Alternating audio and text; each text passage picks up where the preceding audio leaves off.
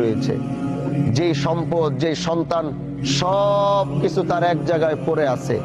আজকে দুনিয়ার মানুষ তাকে জোর করে নিয়ে যাবে, তার বলার এই অধিকার নাই আমাকে নিও না, আমাকে আমার খাটের থেকে নামায়ও না, আমাকে আমার খাটের থেকে সরায়ও না, আমাকে আমার সন্তান থেকে আলাদা করো না, আমাকে আমার স্ত্রীর থেকে আলাদা করো না, আমাকে আমার পরিবার থেকে আলাদা করো না, আমাকে আমার এলাকার বাসীর থেকে আলাদা করো না। সেই কথাটি হয়তো চিৎকার করে বলছে, আমি শুনতে পাচ্ছি না, আপনি শুনতে পাচ্ছেন না।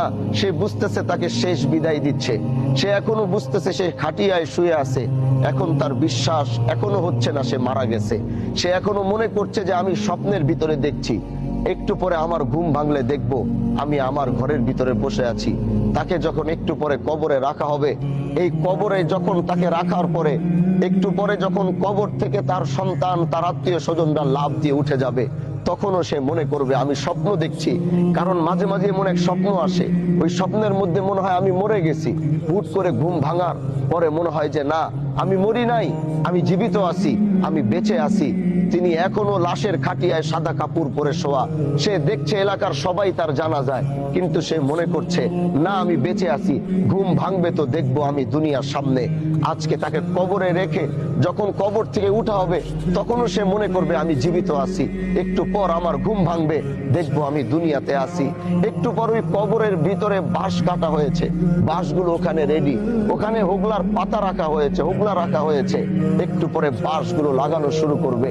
পৃথিবীর আলোটা কেমন যেন আস্তে আস্তে অন্ধকার হওয়া শুরু হবে, পৃথিবীর আলোটা অন্ধকার হবে।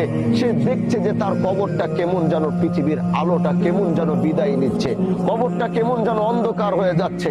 তখনও সে মনে করবে না আমি জীবিত আছি, একটু পর ঘুম ভাঙবে, দেখবো আমি দুনিয়াতে বেঁচে আছি। এরপরে ওই বাঁশের কুঞ্চি ফাঁকা দিয়ে একটু একটু করে আলো কবরে যাবে। দুনিয়ার মানুষ এতই নিষ্ঠুর, ওই আলোটুকু তার কবরে না যেতে যেন পারে, এজন্য উপরে কেউ কলা পাতা দিবে, না হয় কেউ হোগলা দিবে। কবরটা তখনও একটু একটু দুনিয়ার বাতাস পায়। তার কিছুক্ষণ পরেই কিছু মানুষ হাতের ভিতরে মাটি নিবে, তার সন্তান, তার আত্মীয়, তার রক্ত হাতের ভিতরে মাটি নিবে, এমন এক জায়গায় মাটি চাপা দেওয়ার জন্য এই পৃথিবী শেষ হয়ে গেল, তাকে আর কোনোদিন সেখানে পাওয়া যাবে না। অথচ সেই সন্তান, সেই পরিবারের জন্য সে কতটুকু করেছে, সেই এলাকার মানুষের জন্য কতটুকু করেছে, আজকে সবাই তাকে এমন জায়গায় যেতে বাধ্য করছে, হাতের ভিতরে